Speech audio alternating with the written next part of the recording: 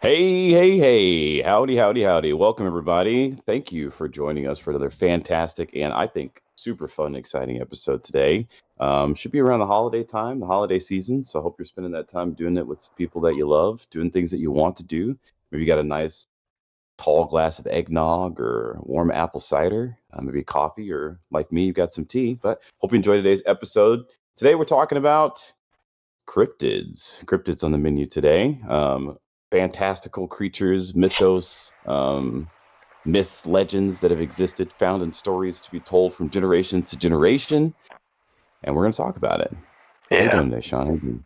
I'm doing fantastic. Had my little cigar night. It was super enjoyable. I'm not really a smoker, but a little social time with some friends is nice. Got to talking, got to enjoying each other's company, so that was nice. Good to do Awesome. out here Glad in to the hear it. desert. I have a surprise. There's a surprise guest today. And I know you didn't know this. This is news to you. Check this Right. out. Bam! Look at that. Man, We're joined today by Zoe. Huh? Everybody Zoe, say what's up to Zoe. that's Yeah, brand adorable. new addition to the old household. Came through earlier this week. So Zoe's gonna be joining us for this episode.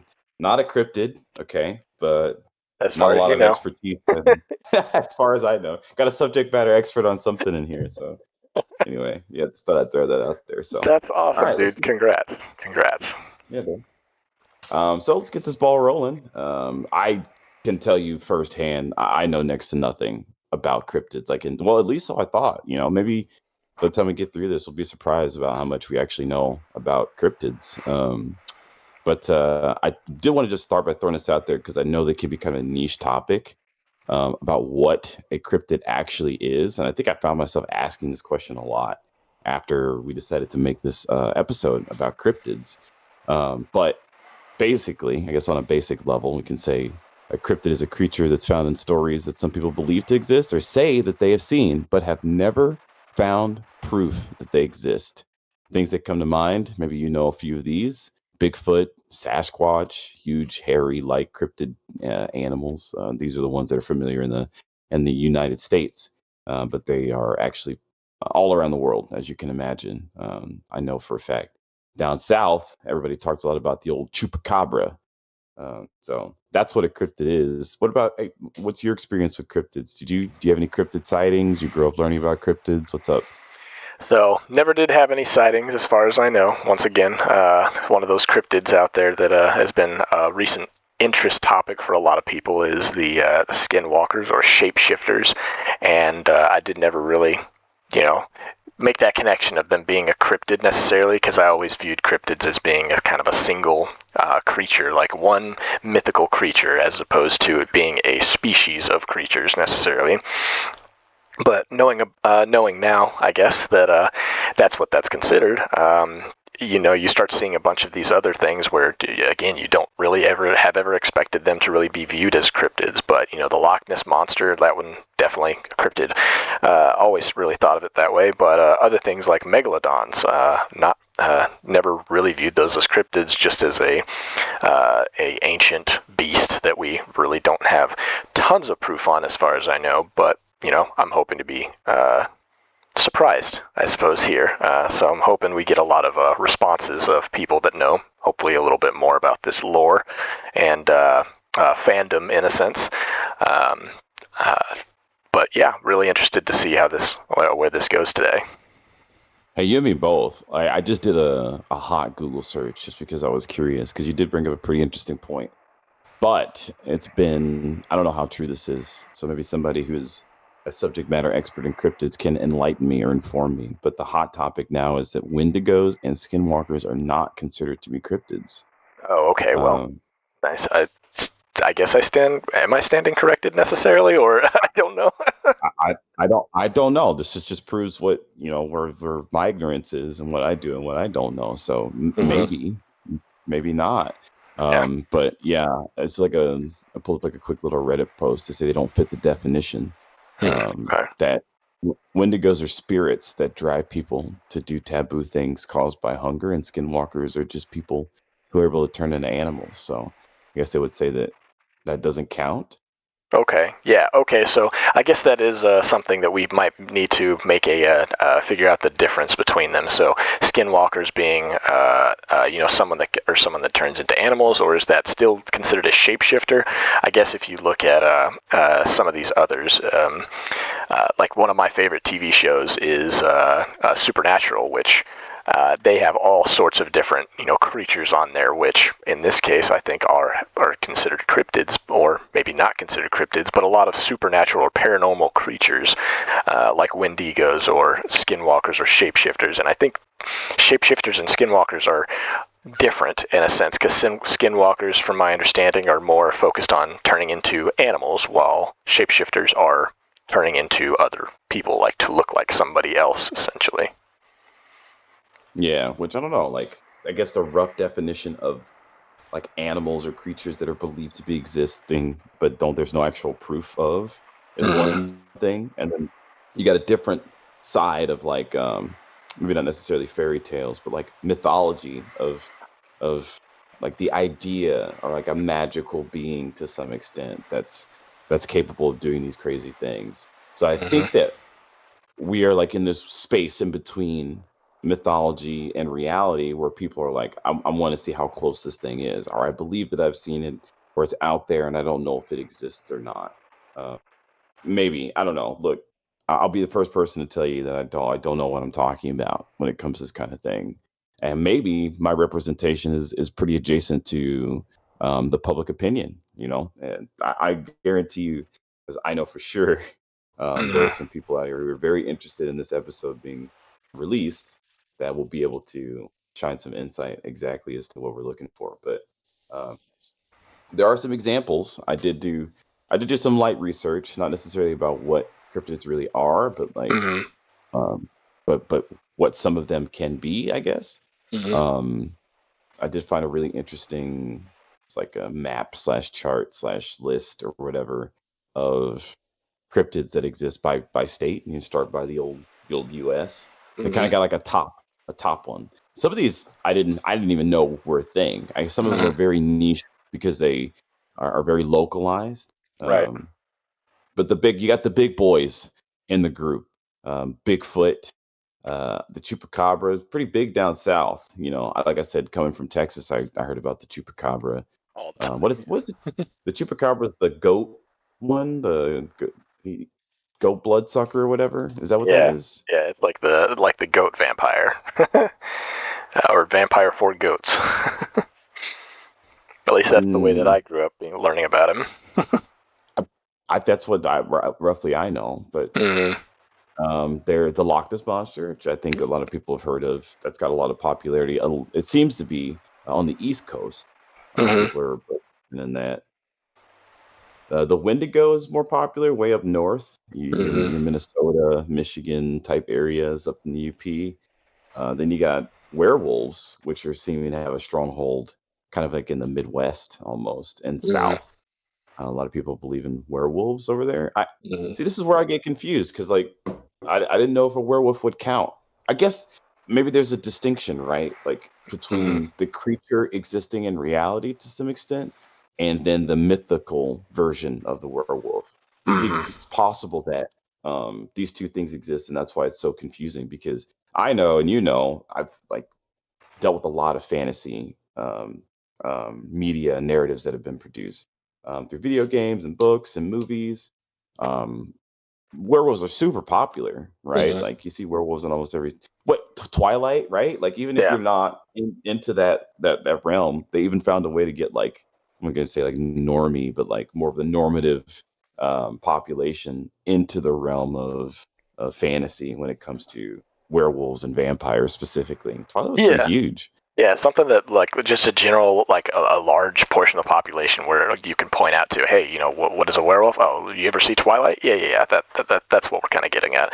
But then you see it with more like niche versions of werewolves when you look at say the Supernatural show, like I was bringing up. Like it's two different kind of styles to what they are and what they do. Whereas the werewolves in Twilight are a little more romanticized in a sense where they're not really going to kill people. They're not going to go after people. They are, they are, they're they love people, they want to take care of people, but they want to kill vampires, and so it's like a blood feud between them. Whereas in Supernatural, the way that they portray them as is that they hunt people for eating their hearts and stuff like that. So it's a weird kind of I guess two different variants of it that makes it makes it more distinctive.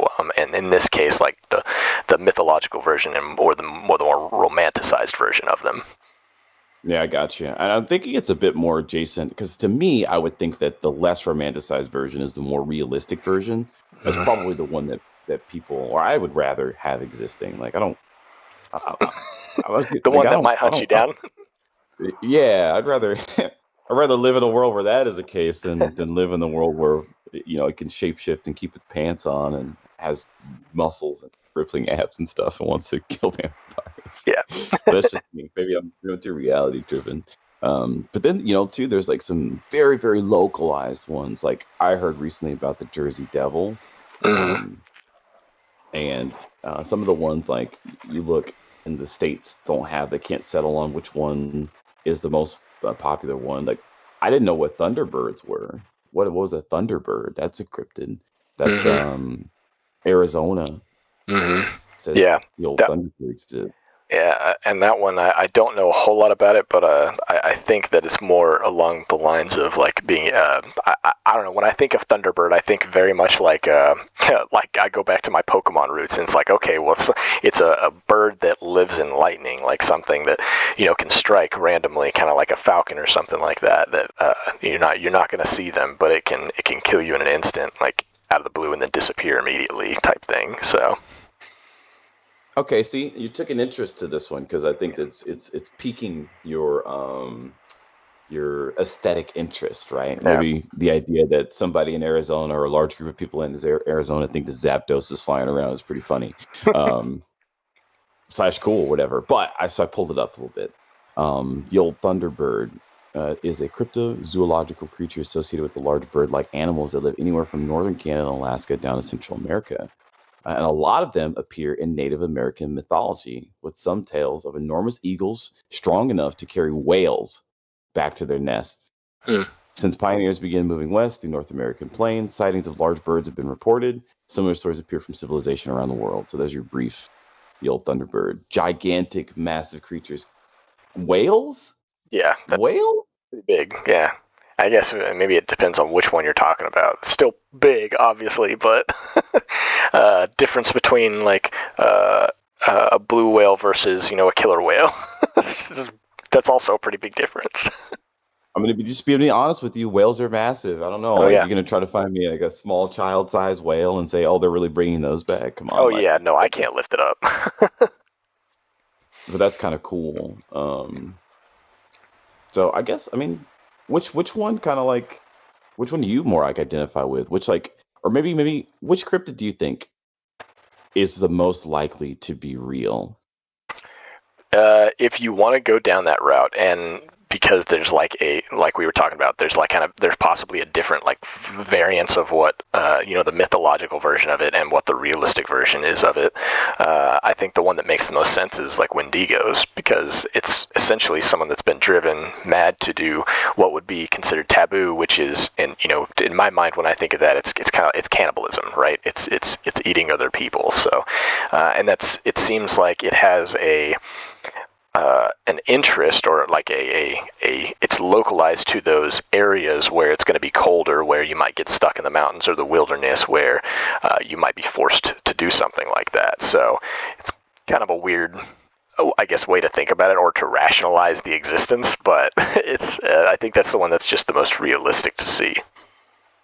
I could see that. I'm going to challenge you a little bit because maybe this Mm-hmm. is a bit of the cryptid edge Mm-hmm. that Wendigo is not a cryptid. So if that's true, then what do you change your answer to? Yeah. That one's tough. I mean, I can see. I don't know. Is Bigfoot considered a cryptid in that case? Bigfoot is 100% considered a cryptid, to my Okay. understanding. Yeah. So in that case, then I would say probably a Bigfoot, because from that my thought process is okay. Well, we have seen proof of larger than life humans, like humanoid creatures that are just huge, massive, like giants, essentially. Um, I think it's pretty realistic to see that we might see one of those that's just really hairy and walking around out somewhere, right? And not so massive that it's, iron giant size, like, humanoid that's, hiding out in the wilderness. A little unrealistic, but someone that's just a little bigger than what a normal humanoid would be, right? So. Okay, I'm with you. I'm gonna offer up my own. I think personally, of all the cryptids that exist, I think the most likely one, at least maybe this is a bit more of a localized opinion, but I think the Kraken would be it for me. Maybe not so much in the Okay. scale that it is being interpreted. Mm-hmm. Like you see it represented in some cases where it's like coming up out of the water and Splitting consuming ships in entire half. ship. Yeah, Yeah. yeah. But No, that makes but sense. I think that there's so much of the ocean that we don't have access to and we can't Mm-hmm. see the depths in that I think this totally could be possible if there's creatures to that size and scale that exist down there. Oh, for sure, So for sure. that to me, I feel like one of the most unknown exploratory places on the planet is definitely the depths of the oceans. I would give it to the Kraken to some Mm-hmm. extent. That makes Maybe I'm sense. showing my bias a little bit too, but yeah, No, and that a makes lot sense. a But lot of people. Okay, good. sorry, I'll just keep cutting you off. No, and like after you say that, it's like, okay, yeah, no, I actually do agree. I think that would be one of the more realistic ones, along with, the megalodon. And if that's not considered a cryptid, then, cool. But I kind of compare like kraken to creatures that we definitely know exist, which would be like a giant squid or something like that. And I think Yeah, that not realistic that they would be coming up to the surface to be splitting ships in half. But if they can fight small whales and like hunt small whales, then that's perfectly reasonable that that would be something that somebody might have come across at some point, in the process of it hunting a whale or something. And that's where the rumor kind of came from. no, yeah, I'm with you. I think, and this is just my small, tiny cryptid knowledge base. I think that megalodons count, but I think megalodons are unique in the way that I think that their originations are like around scientific experimentation, right? Like Mm-hmm. that they're a creature that exists by definition without proof of, but Mm-hmm. it's not necessarily totally natural, Right. uh, maybe not produced specifically without human intervention, which I think is an interesting component of it, that we could create these altered creatures and then release them into the wild. And if they can't find or proof that these things exist, that would make them cryptids, or Mm-hmm. maybe vice versa, that we capture a creature and we experiment on it in such a way that we create a new creature and we can tell people that it exists, but if they can't find proof of it, that also makes it a cryptid. Mm-hmm. You think you think something like that is happening? Do you think we would do that? Um, I guess it kind of depends because like if you get to a certain point, you know that there is genetic experimentation, genetic crossover for certain creatures that scientists are performing to try and see, what is within reason, what is possible, and you know, I only speak to that because we have the I guess the more reasonable considered considerations for like cloning and stuff like that, like being able to create a new creature or to revive a creature that has gone extinct, something along those lines. And would we consider those cryptids? And the only reason I bring that up is because I had read something about oh crap, I gotta remember what the name of it was. Let me see if I can pull it up again. Or a Tasmanian tiger. Those don't Okay. exist anymore, but they did exist. So that's one of those things where I've seen them put into lists of cryptids because they're no longer existing, and nobody has seen one to prove that it exists. So maybe that's the reason why it's kind of being counted there. I don't know if I necessarily count it, but because it's been considered that way, I don't know. Maybe that's where some of these legends or folklore has come from as well. I'm glad you brought that up because these creatures, some of them, I mean, I guess all of them have very unique backgrounds and stories to some extent.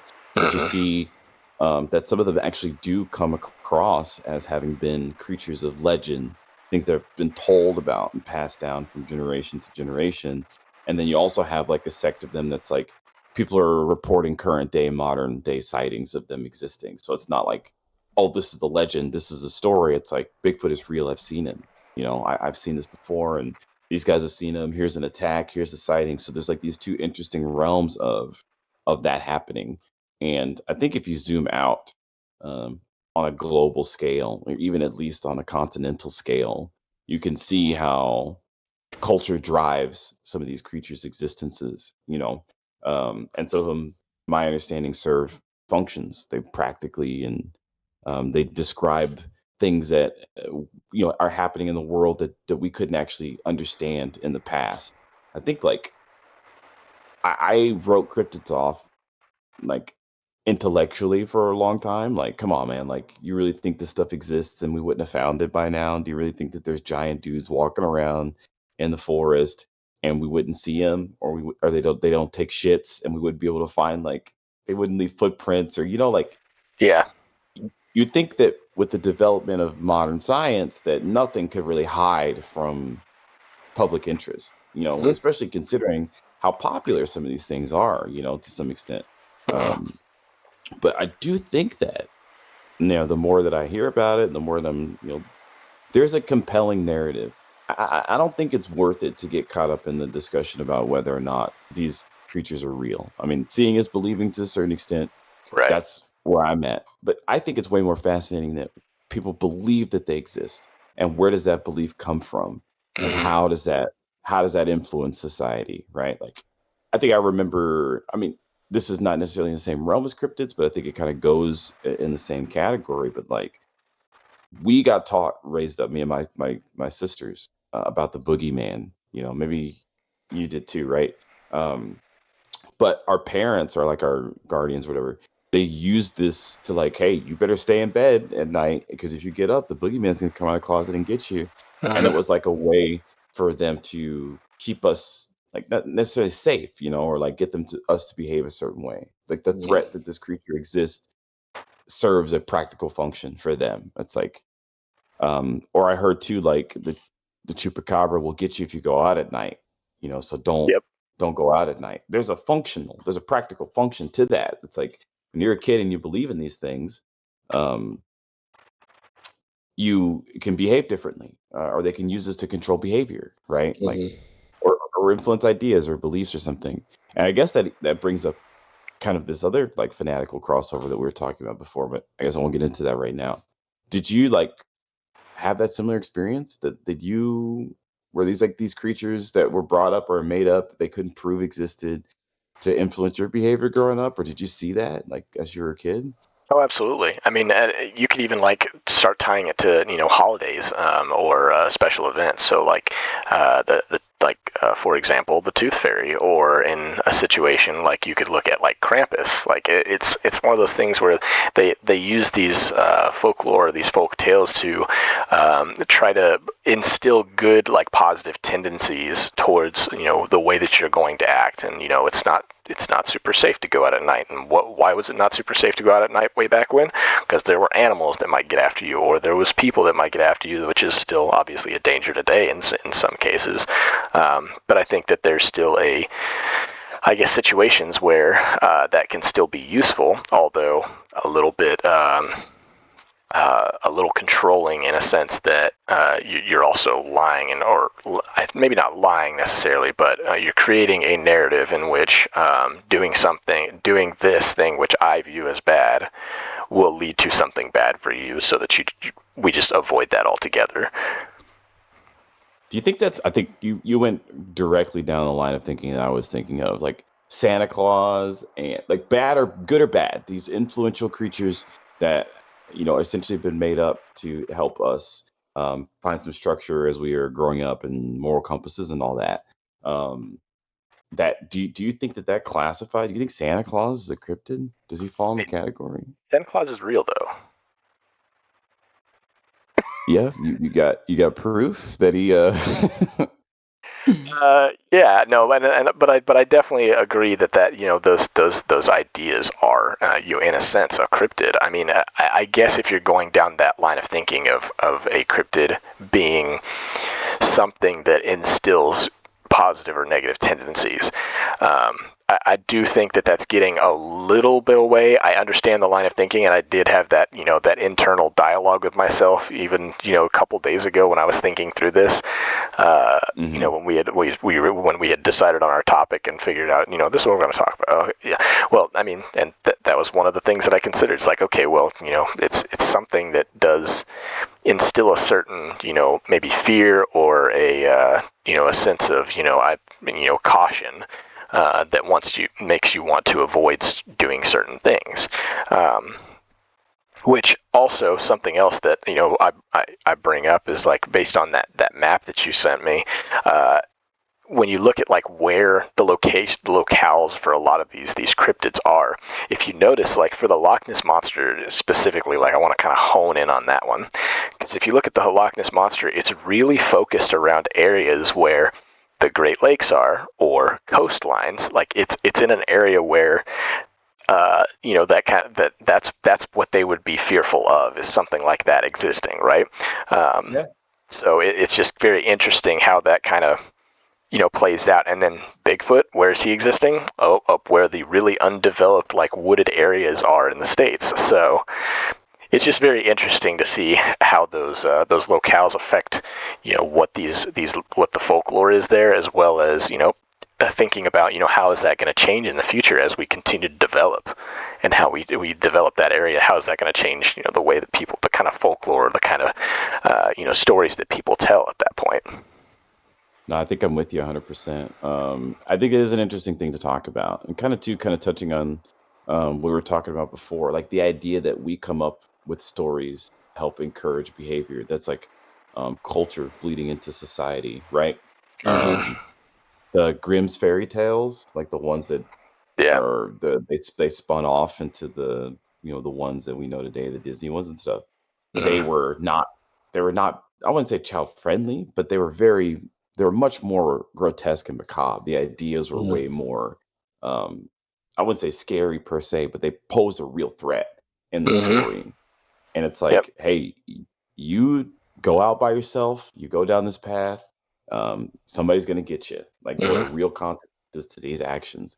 And then the characters that we come up with to manifest these beliefs are the ones that end up becoming these like massive cultural figures that we want to be afraid of. It's like, Mm-hmm.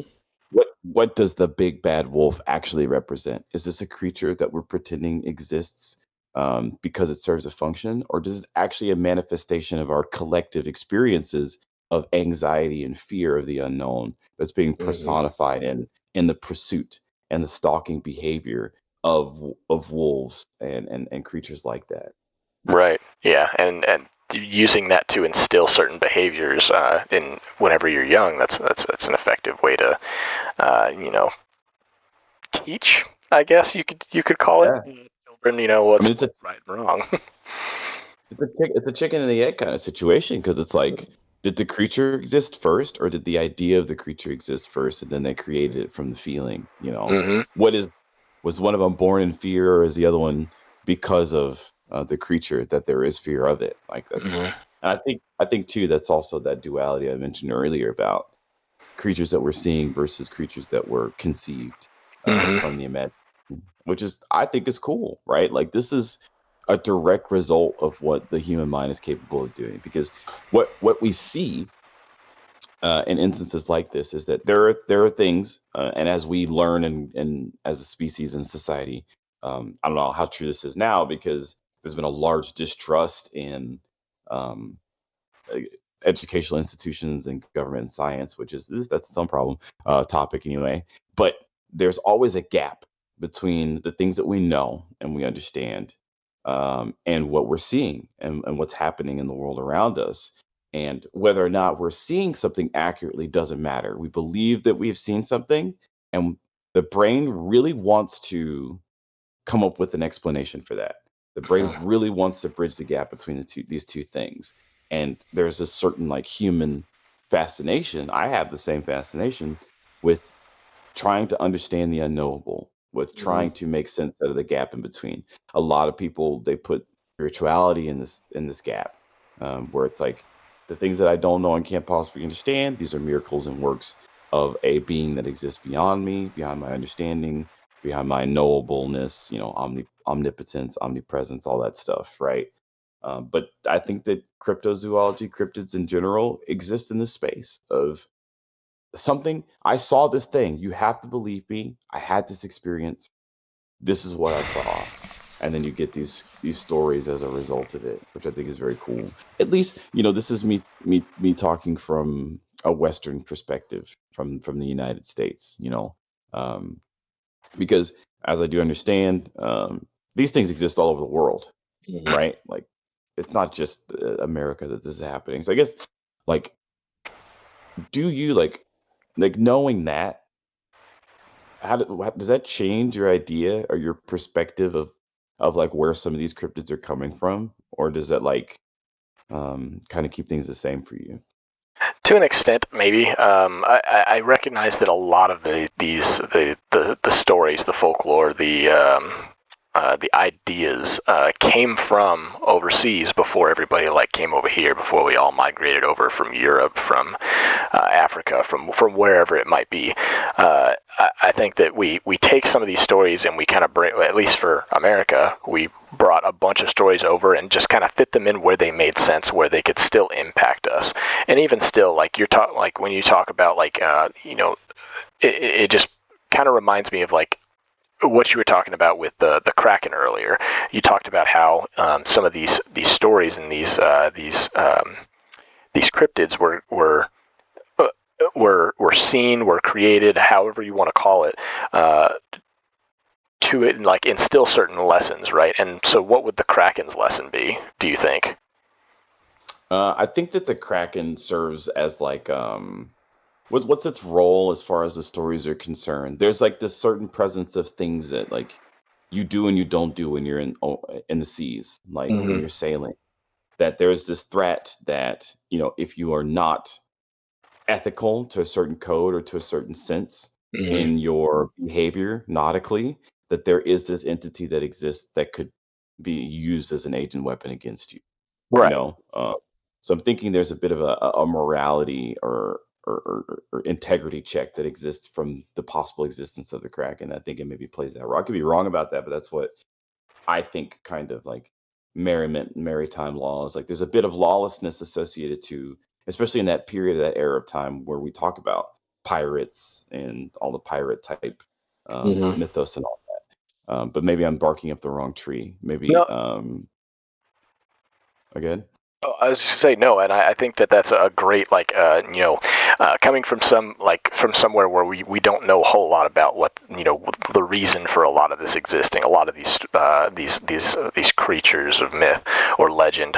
We look at it and we kind of like attribute it to certain things, and when I look at it, it's like, okay, well, what was the time period? Was it around the time period that we were all trying to sail over here and get away from the British, like become part of the British colonies, where we were trying to get away from Mhm. Great Britain or France or Spain or wherever it ended up being?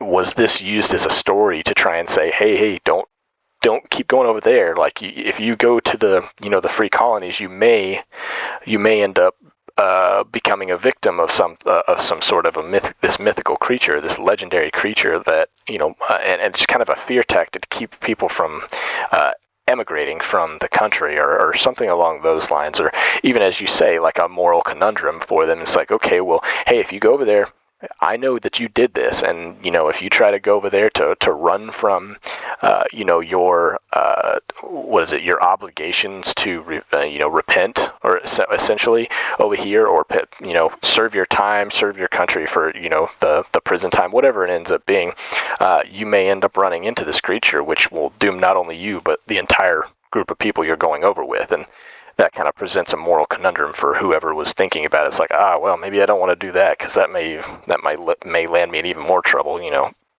the Right. afterlife, or whatever it ends up being. And it's kind of a weird little rabbit hole to go down, but I'm just trying to, I guess, get a gauge on like where our thoughts like were from that, and how I guess also present the idea that, hey, different reasons for something existing, maybe uh, for a internal like lesson kind of situation, or even just as a political or kind of a controlling factor that was instilled by government agencies or just higher powers, I guess. I actually think it's very fascinating you just brought this up. Okay, wait. Let's maybe we're getting a little too far off kilter. But there's an idea, right, that I just thought about. Do you know what basilisk is, right? Yeah, yeah. At least you're talking about the giant snake that uh, I mean, that's the main headline of it is a giant snake, right? I you know it manifests itself in a lot of different forms, to my mm, understanding, as its representation. But the concept is very consistent. The mm, idea that if you look this creature into the eyes, then you turn into stone, like the mm, basilisk gaze will petrify you, right? mm. There's this theory or this idea, right? And I'm butchering it because it's been so long. This just recently got brought into my brain or whatever. There's a certain type of basilisk that exists that comes from like learning too much knowledge. The idea is that once you learn about this thing, it will find you and it will end your entire society, so to speak. It's like called the basilisk or whatever, because you're not supposed to find it. I think it's some form of a thought experiment, so to speak. But here is the same conceptual representation of a creature that is being brought into our reality space that doesn't actually exist, that could pose an actual genuine threat. So this is a tie-in from like artificial intelligence, right? We build this malevolent, I'm sorry, benevolent artificial intelligence, benign in every way, supposed to be a tool to help society, right? But we dig too deep, we teach it the wrong thing, and because it has this knowledge, we just instantaneously made a threat that will end the entirety of human existence. And so that idea, that thing that we found that turns the AI against us, that would be the basilisk, because we saw it, and we can't unsee it. And now that we've seen it, it will relentlessly pursue us through time until it undoes us. So I think what I'm getting at here is that we can create not necessarily specifically cryptids, right? Because these are creatures that we believe exist but have no proof of. But the idea of the functionality of that creature can supersede physical reality to the point where it can manifest itself as a real, genuine threat, even though it's not an actual creature. Because, like we mentioned before in one of our previous episodes, if you haven't checked out our older stuff, this is your chance to do it. AI has a real risk of undoing modern society if it's not used the appropriate way. And so now, similar to the Kraken kind of analogy, where we're talking about, hey, don't do this thing, or when you go and you sail over here, it's going to get you. It's like, hey, we need to put barriers and limitations on our development into the unknown, because if we see something we're not prepared to deal with, it's going to end us. What do you think about that? Yeah, so my whole thoughts on that is just going to be kind of along the lines of like maybe similar to what we kind of talked about with our AI is like it's kind of opening a metaphorical Pandora's box in this case. And when you start opening Pandora's box, you start opening it up to you start or when you start opening up Pandora's box by like making all these advancements and changes very quickly in society, which can be really good, obviously, like it might lead to like kind of going a little outside the realm, like the cure for cancer, the cure for all these diseases, the ability to help humans live to 300 years of age as opposed to the standard like somewhere between 70 and 100 years old, right? We get to that point where a lot of these changes are going to come so quickly that it's going to cause larger problems within society, like whether that be energy crisis or not making enough food to be able to sustain ourselves, or not having enough resources to be able to sustain our advancement. And then, okay, well now we focus so much on this, we don't have the ability to go out and, for example, like go and harvesting asteroids so that we can get some of the materials we need to continue like growing our society and growing, what we have here already, or something along those lines. And that sounds, I know that's kind of jumping a little outside the realm of the cryptids, but I think it's a really good way to at least give a little bit of an anecdote or a metaphor for an example for what this might turn into for us. Hmm.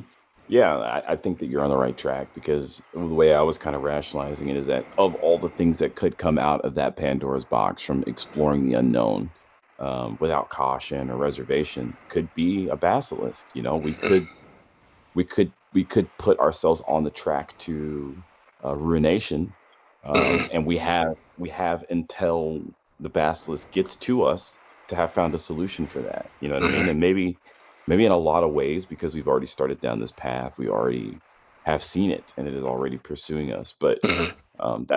that's just like, oh, it's interesting to think that, like, we come up with these concepts in our heads to some extent, Mm-hmm. and they serve functions and roles.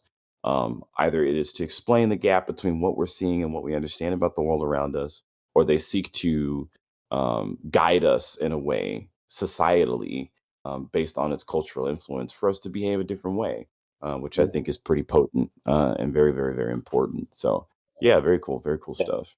And before we jump off onto the next kind of line of thinking there, I just want to get your thoughts on this. Okay, so if, considering the idea of the basilisk and what it's able to do in the, the I guess the physical, like the physical capabilities or abilities of a basilisk, in that, you meet its gaze and it turns you to stone. Was Medusa a basilisk? Oh, dude, no, no, they had similar attacks, like, no, I would not consider Medusa to be a basilisk. Basilisk adjacent, sure, Yeah. but nah, she got superpowers, like Spider-Man's still a dude, right? Oh yeah, Still a yeah, man. yeah. Yeah. Yeah. That's the connection is just interesting because it's also, the idea of like a head of snakes, right? And it's just a very interesting idea, I guess. I'll But tell yeah, you one thing though. That would've been cool to see if Medusa was real. I'd let her turn me to stone. I don't know if I'd be bold enough, honestly. Hot take. Like, is there a way to turn back? That's where the question comes down to. It's like, well, if there was a cure for it, maybe, but Uh, nah, dude, send me off. That sounds, yeah. All right, all right, all right. but So I yeah. think you're making a pretty interesting jump, because I was thinking too about the whole Kraken thing, that there's like that whole realm of Greek slash Roman mythos that existed. Hmm. And I think that you see a lot of that happening too, where the phenomena that we've experienced in um, the natural world is explained by these otherworldly beings, right? Like, how man got fire, right? Um, with the story of, what was that, Prometheus, right? Right. Prometheus, Maui. What else? There's a few others. Those are the two main ones I know: Prometheus and Roman, and then uh, uh, Pacific Islander. Mythology. It would be Maui, right? So, Right, right. Shout out to Moana too. Dude, yeah, I haven't I seen still haven't that. seen I it. heard it was not. I heard it was not good, which Really? is Oh upsetting. man, that's disappointing. Yeah, see, you're disappointed too, right? Dang. Well, you know what? I'm gonna reserve judgment. I'm gonna go into it with uh, genuine, not hesitation, but just neutrality, just so I can make that decision for myself. Because I really did enjoy the first one. I think that they absolutely did a number on that one. So I liked it too. I liked the first one.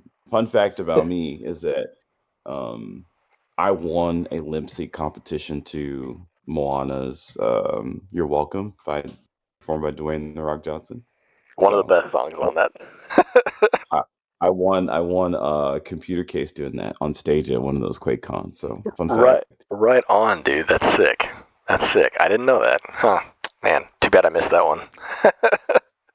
For sure, for sure. Oh, but two, right? Like, Norse mythology too, the whole Mm. realm of all the things that are existing, with the world tree, the Drasil, and the Jormungandr and all that stuff. Like Yep. it's they're explaining things that the natural order and function of the role of life itself, the Mm-hmm. realms and all that, like all very, very cool things, but it does lend itself to create these creatures that are cryptid adjacent or outright cryptids themselves. And you see that based on that Mm-hmm. regionality. I guess my whole reason for talking about a lot of these different things is that it seems like no matter what society you're in, like in Egyptian society, you've seen these things with the griffin. That's where the griffin comes from, I believe, Mm-hmm. anyway. In Chinese society too, you've got dragons, phoenixes, things like that. Mm-hmm. It seems like no matter what, there is a cultural component where this thing happens, where there are these stories that are told either because they're born from observation and explanation, or because they're serving this function of culture influencing society, right? Where these Mm-hmm. creatures are existing and they're happening across the world. So to me, that's saying that this is a uniquely human thing. It's not necessarily culturally driven or culturally based, but there does appear to be a need in society for us to answer these questions, Mm-hmm. for us to have explanations for the things that we can see but we can't understand. What do you think about that? Yeah, I was gonna say like definitely don't discount the idea of like observation without explanation. I mean that's a huge part of it. In fact, probably often a reason why the cryptids exist. Um, I think that I think that the fact that we see this across society, even in cultures that are kind of split off from reality, say not reality, but the rest of the world. So I think the first thought that comes to mind is that island nation where the tribe has been split off and they haven't been introduced any technology or anything like that to the society directly. They see the technology, they see the massive ships sailing by, but they don't interact with them outside of that split second like initial or just being able to see what's going on out there, not really understanding it fully. So the one caveat to that is when some people break the rules and try to go visit them, and then whatever stuff they brought with them they have now, but that's one of those situations where they may not. I'd be interested to see how they react to some of these devices and stuff that people bring along with them, so that they kind of wonder, how does this exist? How does that massive ship out there exist? What's going on with that? What's it carrying? All that stuff, right? And, Right, right. what are their explanations for that? What is their justification for it existing, but not being able to explain how it exists? So in that case, I mean, you could argue that those massive transport ships are cryptids to some parts of society. I mean, I think you could. It wouldn't be too difficult for you to make that gap, to make that jump. Things that you can see but you can't understand. If somebody comes back after looking out over the ocean and they see this giant creature that's got people coming in and out of it, like how would you describe that? Having never seen a ship before in your life, Mm-hmm. like how would you explain that? I mean, look at today, right? Where they're seeing sightings of things that are floating around in the air, and Mm-hmm. if it's floating in the air and it doesn't look like a plane or a bird or whatever, what's the first thing people say? This is a UFO. Alien. I just exactly right. Yep. UFO, correct.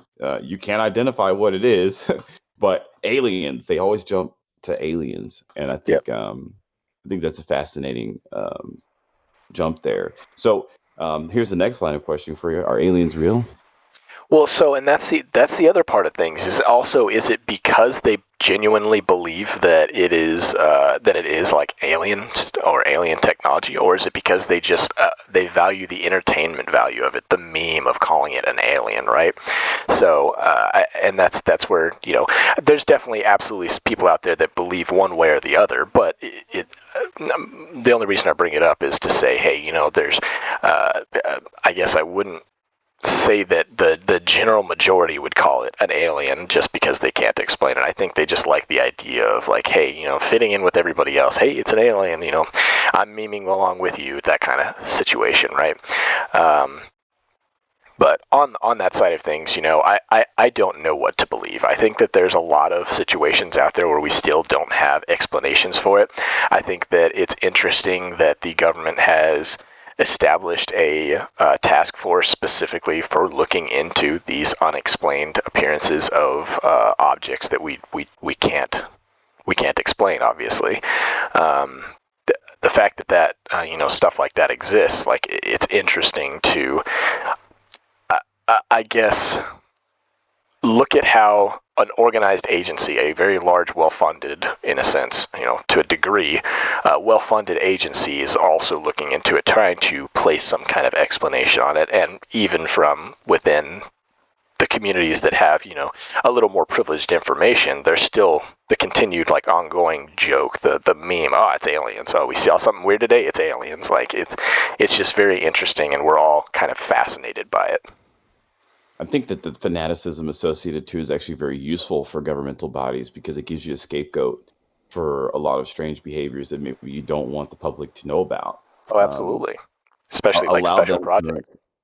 yeah, allow them to run away with the skepticism that it is not that helps everybody because a lot of the strength of your military prowess is not showing your hand, right? Like Mm-hmm. if you don't want people to know what you've got or what you have because then people could build defenses or reactions or responses to it, right? So if you're testing something and it accidentally gets seen by somebody or somebody gets some footage of it, it's in your best interest for them to think it's aliens or this alien space technology or whatever, because it's like it could possibly be us. The government's out there flying planes that look like this and can do this. No, it has to be aliens. The Right. ambiguity of it has got to be very powerful. So, I mean, I could see why they would even want to pretend like they have an alien task force dedicated Mm-hmm. and resources doing something like that, independent of there being a strong population of people that would want the government to do something like this with the tax money or whatever. Right. Um, but I think aliens are real. I think that there's no way that well, I mean, it's a non-zero chance. I'll put it that way. I think that it's very difficult for me to comprehend the vastness of the universe. But even within that vastness, for me to think that even though the chances that life exists in the way that we understand life to exist is so infinitesimally small, that magnified by the size of the universe, that it hasn't happened somewhere else in Mm-hmm. some other capacity. I don't think that they exist the way that we think that they exist. I think that we couldn't comprehend that quite yet. If we've seen aliens, wouldn't even know what they look like, right? Um, but I think it's possible, and I think that they're out there.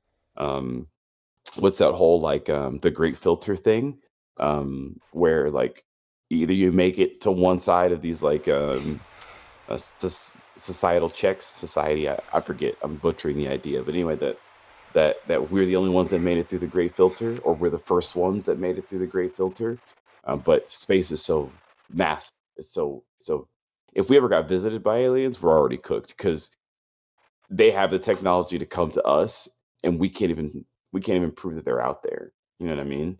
It's like if aliens are real, you better hope that they are benevolent creatures, because holy cow, if they view us as threats, there's no way that they would ever let that flourish into something, right? Right. Essentially, if you went to the doctor and they're like, "Hey, yeah, we found this growth. It is cancerous and it is malignant, and it will eventually kill you in 10 years. Do you want to get it out?" It's like, what are the chances it doesn't? Do you think that's your question? I don't know, right? I mean, I guess it depends on how much the surgery costs, but I think you're going to be in your best interest to remove that. And I think that any higher intelligent creature than me, that may be completely obvious to them. But maybe I'm literally small brain when it comes to thinking about the idea of life that exists outside of yourself No, I in don't. an alien form. Yeah, and no, I don't think you're completely outside of the realm of realism. I think you gotta, you got your head on straight with, being, anticipating, the what ifs, I guess.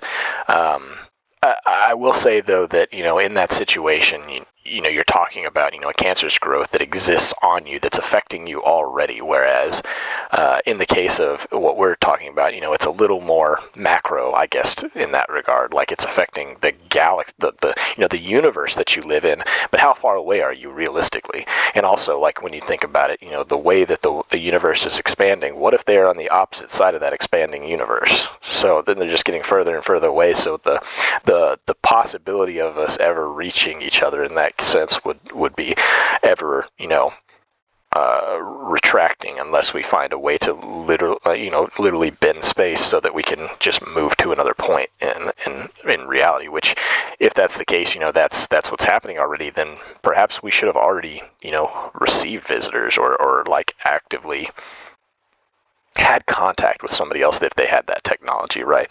Yeah. That being said, you never really know, what's going on out there, and it's that great big question, what's in the future. And I will say, from my perspective, from somebody who has religious beliefs, even though, say for example, my the Bible never talks about uh, it never outright says that there is no other life out there existing, right?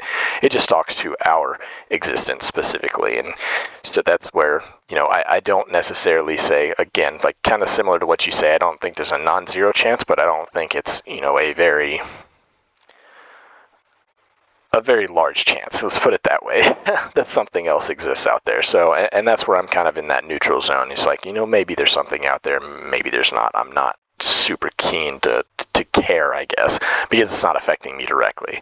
I think that still gives us, a reason to continue to advance as a society technologically, but what is in reality, what is the end state advantage of that, right? I don't think we really necessarily need to get to that point, because what if we are the first, the most advanced society Right. out there, right? So then are we going to get to them first? And then if that's the case, what's the decision that our society is going to make at that point? Are we going to say, no, we just need this planet or whatever, we need these resources, we don't want to give you the opportunity to rise up against us eventually, that kind of situation. So Yeah, sure. yeah. And that's exactly what I'm talking about. I guess you can narrow this moral quandary down to the idea of, it's like, and this is all hypothetical, right? Like, if you could go back in time, or you split off to a different universe and you saw baby Hitler, maybe don't call him baby Hitler, however you want to justify this idea, do you think that you would be doing that version of Earth or our timeline a moral good by removing him? Um, or, would you take a different approach? Like, obviously, it costs the least amount of resources, and there's no risk associated to changing his life. Essentially, you don't have to kill him, right? Okay, Hmm. keep that out there, right? But, like, or do you actually believe this is something that exists as a function of the conditions that he were in, and there would have been another person? So if that's the risk, you look at the whole situation on a macro level, where it's like, these societies create entities that are bent on war. So let's just not deal with that. Let's just go ahead and shoot the gamma ray burst and destroy that planet real quick. Let's just go ahead and drop the nuke, hit them with a couple nuclear winners, and then let's just get this out of here. You know what I mean? Like, that's the moral, I think, what you kind of want to think about. Not just necessarily like we could be in that position, or there could be aliens out there looking at us considering the exact same thing. And then the real question is, who's going to fire first? Do you take that risk? You know, how Right. do you go about doing that? Yeah, but I think you make a pretty interesting point about the universe expanding and bringing us further apart. That's not something I'd ever considered before. But that does kind of tie into the idea, talking about the vast unknowingness of the universe. Um, I do want to kind of touch on that a bit later, but you brought up an interesting thing for me, that you mentioned the Bible, and you mentioned religion. Does the Bible have cryptids in it?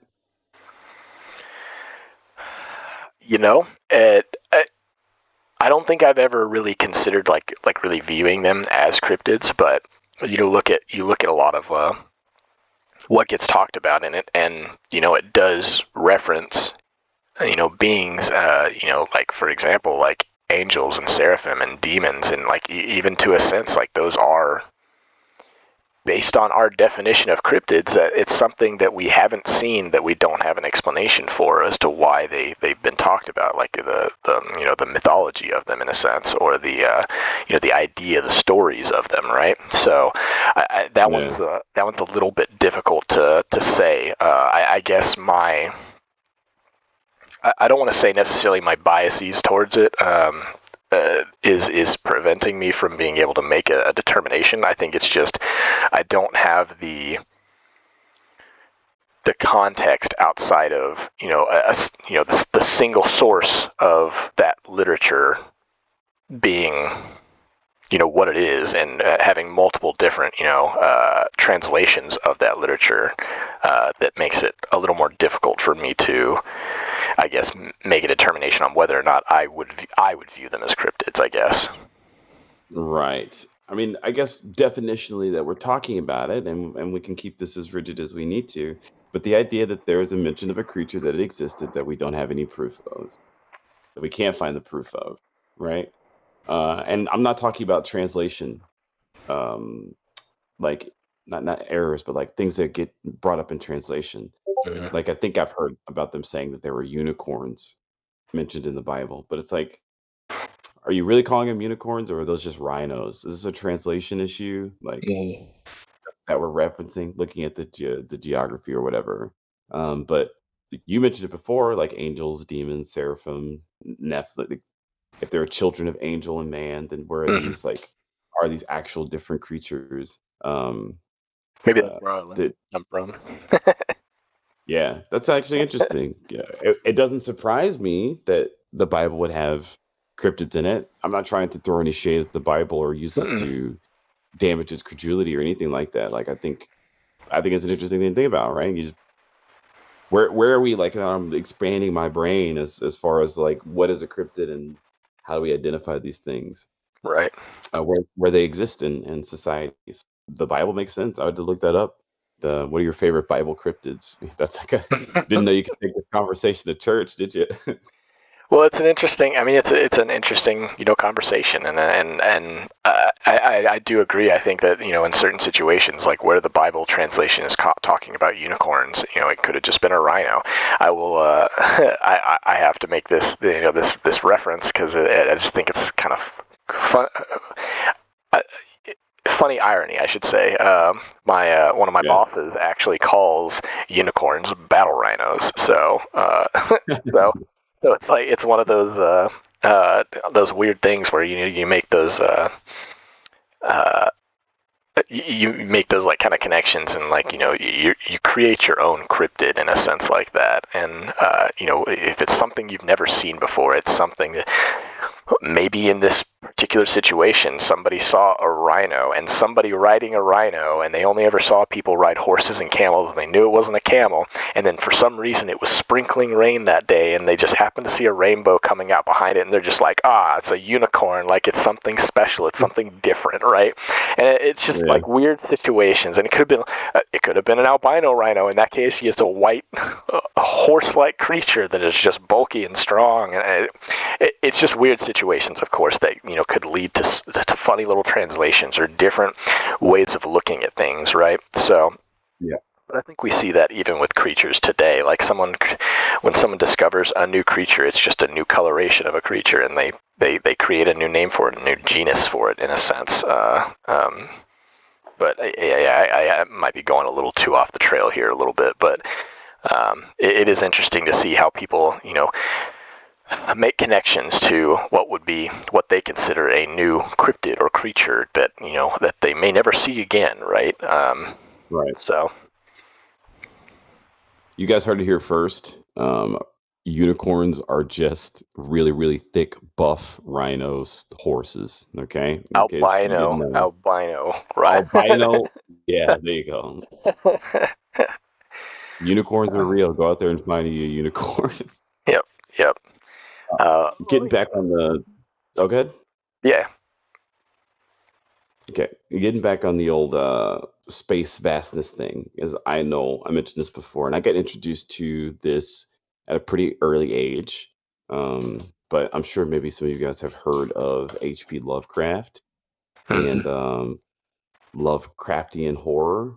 Um, Forget about or have your own reservations about your opinion of him as a person if you want to, but it is very easy for me to say that his works were outstandingly unique and influential as to what horror is and what horror can be.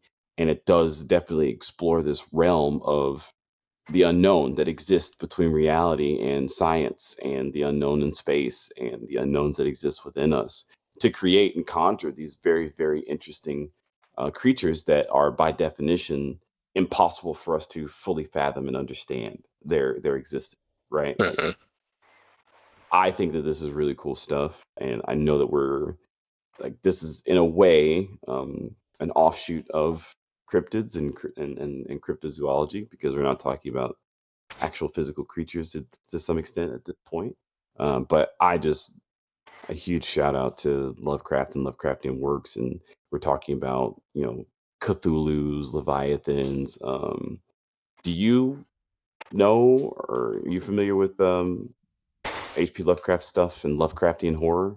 Yeah, like I've got a basic understanding of it, and you see a lot of the his literature kind of getting, I guess, tied into a lot of what we look at today. As some of our modern cultural, like, iconic, video games and TV shows and stuff like that. I think the most interesting, I guess, idea of what the his the universe that he really dives into is the similarities, I guess, that you see between it and religious texts, even, and the, I guess, the cryptid ideas that kind of get tied into um, what you would kind of consider like hell, or just like a terrible place to be type thing, with creatures Hmm. trying to escape that are trying to bring you back with them, or tie you into the one mind, and essentially, or however you want to kind of tie that in. I guess the one mind of the Cthulhu, you know, uh, I guess hive mind. I guess the best way to put it, because that's the way it often gets kind of portrayed to society. But Hmm. Is there anything, like, for me personally? I find Lovecraftian horror to be particularly terrifying to some extent, mm-hmm, most because there's that unknowable, uncontrollable, like unfathomable nature to it that really hits on me mm-hmm. personally. Um, the Do you like find any of the things, like, do you find those to be particularly terrifying, or more or less terrifying, or how does that like reflect to you in like real world fears as far as like horror is concerned? I think it's interesting. It's a little difficult to. Um, it's a little difficult to put into words, but I guess the best way to describe it would be, the mythos doesn't necessarily terrify me. Um, I think the idea of the unknown, not necessarily uh, the what does he call it? Uh,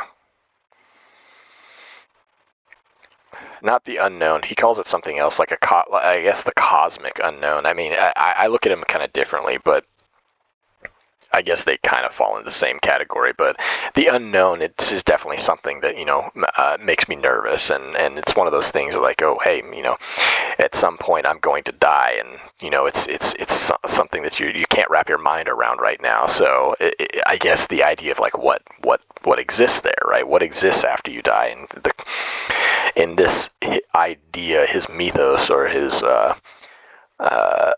Lovecraftian universe, however you want to kind of describe it, the cosmic unknown. He Mhm. describes it in a very, I guess, I think you said it. The word you used earlier, kind of macabre, is very a very good way to kind of, I guess, describe it from my senses. Like, the way that I think of it, it's like, ooh, that's, it's something that makes your heart skip a beat type situation. But I guess I don't have necessarily a fear of that, because I don't know that it exists, right? Hmm. So Yeah, that's a it's a weird way to put it, I guess, but Yeah. Sure. No, it's just like that's what we're talking about. You know, the things that we can't know are real or not. And Hmm.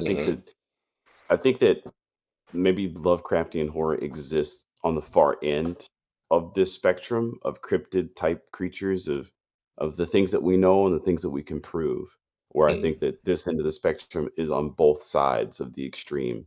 Like we can imagine these creatures existing, but we kind of have an idea that they're not real, and that does remove us from them. But the idea is absolutely terrifying that there could be these kinds of types of creatures like, you don't even know what there is to be afraid of because Hmm. you don't know what's out there, right? I Right. think, um, if somebody knows this, it would help me out a lot because I remember hearing about a movie where there was a Lovecraftian type creature in it, and it was this magenta cloud. It, like, manifested itself as this magenta cloud, Hmm. and wherever it would go, it would cause these very, very bizarre and strange things to happen.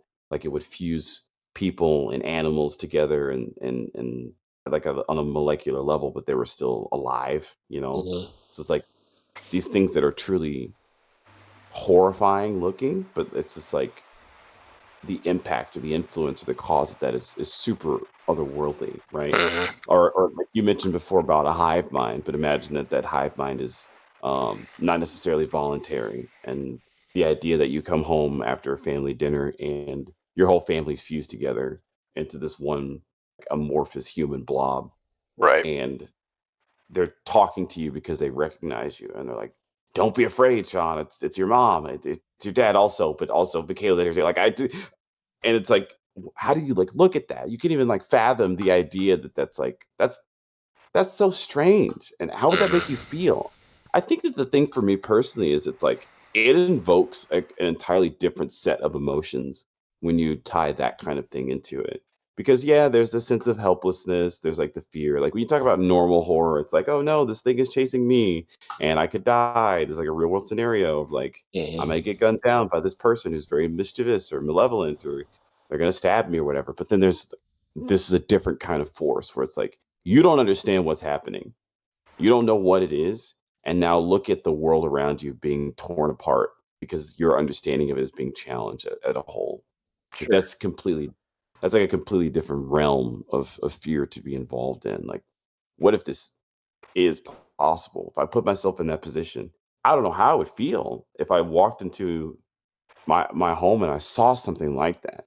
Like there's disgust, there's horror, but there's like this creature that recognizes you. So there's this weird sense of evocation of empathy and relatability. And it's like, is this sad? How do you fix this? Like, is this person gonna die? Like, what's happening? You know, like that to me is like on a whole nother level. Those things are that I think that makes the fear more real to me because it's pulling in more associative emotions to it. I don't know. Right. Like it's way easier for me to be like, oh my God, if I saw a chupacabra, that'd be terrifying. You know, Hmm. it's like, oh, that's just there's this creature that we thought wasn't real. And oh look, it's slurping up some goat blood like it's OJ. Like it's not, like that's how I feel about it anyway. So I think it's like I said before, it exists on an extreme end of Hmm. like unknowable creatures, but that's kind of still kind of crazy to me. I don't know. Right. Well, I mean, and that being said, like, if we start comparing, the chupacabra to this, like, Lovecraftian or, this level of mythos or unknown, I think it's very realistic to say that there is a creature out there, a humanoid of some sort, and it could just be a human out there that is just slurping up goat blood because it's something that is possible, right? It's not going to be I guess the depictions that we see within, Wikipedia or online literature and just like random drawings that people made. It's like, hey, I saw this type thing. It's just, and the other part of that is, when people see these situations, like when they have these situations where they see something they don't fully understand, but they they they they retain bits and pieces of it, and that's why the image of what they see is different from the image that the next person sees, and the person after that, and the person after that. So, that's why the mythos or the lore around these creatures kind of changes over time, and you get a kind of a quote unquote clearer picture of what this the existence of this creature, this legendary thing, uh, it evolves over time. Whereas there are some things out there where we don't even have like an initial understanding, or like even uh, even with the details that are provided, you don't really get a good idea of like what that is without having like a drawn picture or a picture taken and stuff like that. So Right. yeah. I think that in its most basic form, the crypto it's like the idea that we're presented with something that is very cognitively dissonant. Like, what do you do when you find yourself in that scenario or in that situation? Mm-hmm. I think it's a pretty interesting thing, but ultimately, too, right? I don't know. Like after my brief like looking into things and kind of challenging the way that I'm thinking about stuff that's happening, it's like I think cryptids are cool. I want cryptids to be real. I want to be able to say like we found this thing that we've been looking at. That to me, there's like this like hero story kind of associated to it. You know, Mm-hmm. like It's a we've little been looking for years discovery. for this thing. Yeah, and it's like I've dedicated my whole life to finding him, and now I have proof, and I told you guys. It's like I want these things to kind of be real for the sake of like discovery and fanaticism and stuff. But to me, like it's almost less interesting. Like once you find it and you find that it's real, once you have an answer, once you like the satisfaction in the pursuit is over, right? And it's like, Mm-hmm. huh, okay, well, now we know what Bigfoot is. And it's like, wow, this whole like world built around the possibility of these things is now not necessarily moot, but it's like history now, right? Like it's over in a sense. So it's like as much as I like it, I kind of don't want people to find these cryptids because then the Nothing culture, left. the fanaticism, the stories, like they kind of go away, right? Like, Yeah, there's nothing left to wonder about anymore. yeah. And it to me, I guess maybe it's because the wander is the cool part for me. The Mm-hmm. journey is the interesting part because I'm just more logically wired, and it's like seeing isn't always believing, but like that's where my barrier of that's where some of my barrier of believing and having my mind change is I need some sort of concrete proof. And eyewitness testimony to me just isn't enough. You know what I mean? It's like I Yeah, want to see it. I you but then want again at your the same you want yeah. your own evidence. So. Yeah, maybe so. Like something that can just be verifiable. Like I'm thinking about what it'd take to change my mind. I want these things to be real. I want them to be cool, like things that we Mhm. haven't discovered.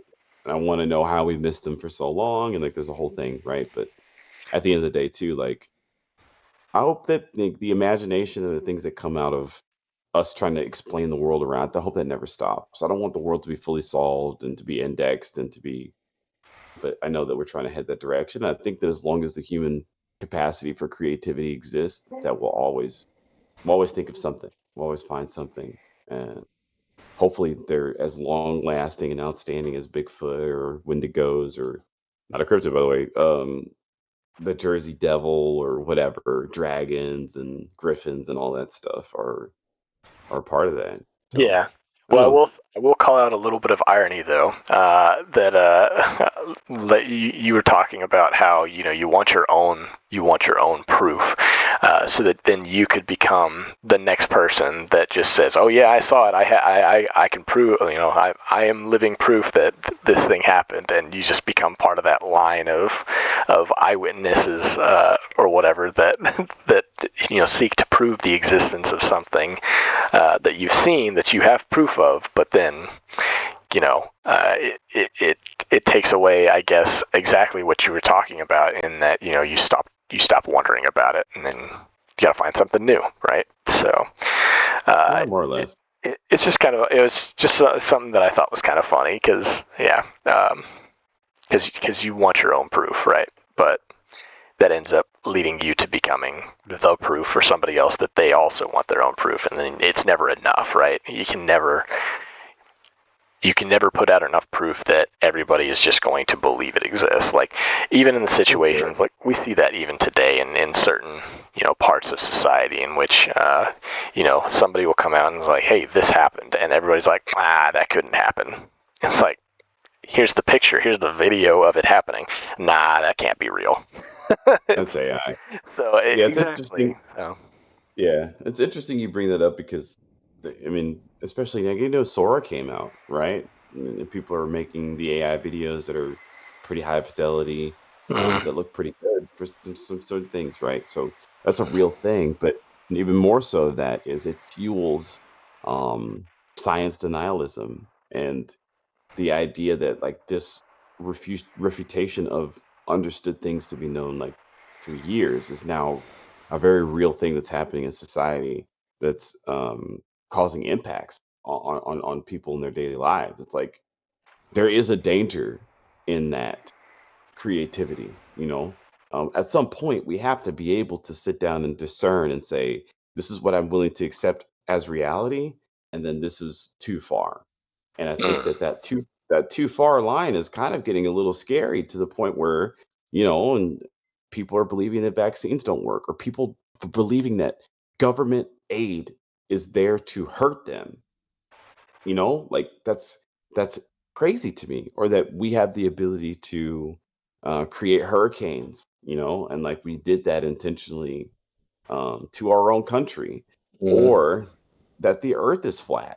You know what I mean? It's like, come on, man. Like, what's happening here? If we Yeah. have a distrust in the exact foundation that built our logical understanding of the world around us, how do we win? Mm-hmm. Where do we go from here? Because if it's junk science that we're building machines on, the machines just don't work. You know why? Because machines are built on real science. It's like people can only afford to exist in these spaces. And this is why I love living in America so much. Listen to me when I tell you this: America is the greatest country on the planet, okay? Because of our ability to have these freedoms. We have people that exist that can have these dumb takes, these completely ridiculous takes. But there is a responsibility in that there are enough people that can speak power to reason to these individuals that are having these. There has to be, and I feel like we're losing the pushback against some of this stuff. That people are just as easily to be controlled if they are willing to just not believe anything as they are if they believe everything all at once. And I've said it before, I'll say it again. It's very applicable in this situation. Is you've got to be able to discern. You have to know what you're going to accept in your own reality. There has to be a check there. There has to be a filter. There has to be a process. Because now, more than ever, that it's possible to generate things that are fake, fake videos, fake photos, deep fakes, fake voices, AIs, fake songs, right?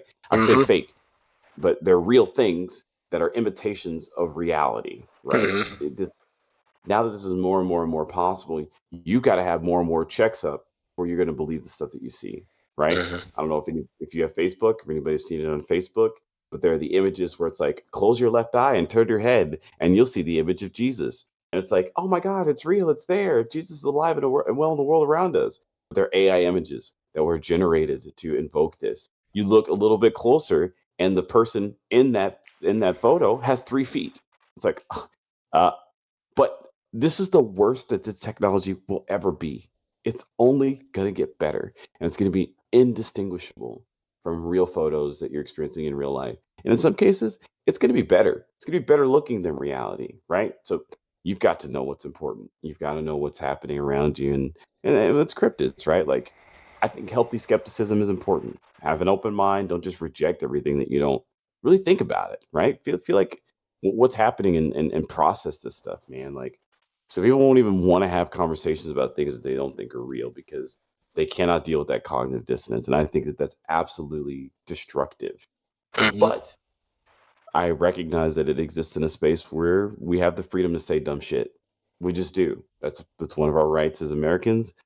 You don't get that everywhere. In fact, you really don't get that anywhere else. Nowhere else in the world can you say whatever it is you want to say without freedom of consequence associated to it. And you go wherever you want to go with that. You can't threaten people or whatever. But then again, at the same time, right? Like, it's just not true. But this is a unfortunate side effect of that, where you get people who will put fake stuff out there and get you to believe it, and people who don't check the stuff that is coming into them. So I hope that, with a grain of salt, exercise some skepticism, actually entertain these ideas. Don't just reject them because you don't think that they're possible. Really be able to discern reality in the world around you. Mm-hmm. Definitely. Definitely. Definitely. Well, I think that's most of the stuff that I was mean, I had on my docket to talk about. Did you have anything else that you wanted to cover before we kind of closed up here? No, I think we hit just about everything. Yeah, I think that's about it. I guess maybe a little more of a fun question is it's like if you were to get any cryptid tattooed on you, what would it be? Hmm. That's a good question, man. Hmm. I think I like the idea of like a phoenix or a thunderbird, right? I think Oh, phoenix is probably where I kind of fall. I think it has more meaning to me, and also I could maybe justify it to people like, oh, it looks cool, rather than like a werewolf or something like that. yeah. Because I could, Get yeah, it across the back. Where are you gonna put yeah, it? yeah, I could get it assigned like I could assign some, supposed meaning like I've risen from the ashes of my own failures or something like that. That That's way I cool, could man. justify it to like family and such. Because not a huge fan of tattoos, and frankly I'm not. I'm not either. Like I don't have a single tattoo, although I've considered one, but it's one of those things where I've thought about it for about 10, 15 years now and still haven't done it. So, Yeah, I'm with you. I'm with you. so yeah. What about you? I think for me, it would probably be. I don't know. That's a good question. I feel like my go-to is to go to get a dragon somewhere, right? Like dragons are like one of the cooler Yeah, cryptids. I yeah, think. yeah. Uh, It's definitely one of those standard ones. I don't know. Maybe like a megalodon would be pretty cool. I mean, it'd just be a shark, I could but see that. Or the kraken. Get a kraken. kraken would Make it be. a whole back piece. Yeah. Yeah. Definitely. Yeah, kraken would be something that would definitely be interesting as well. But Though yeah, I think I would have to. I think I would have to turn it into some sort of a joke. It'd have to be funny. Like get one on the lower back, and then get some text underneath that says "What's cracking." yeah. Make it like a tramp stamp though. That's it. I like Cool. it. You wanna call us out on this one? I think that was a pretty good discussion.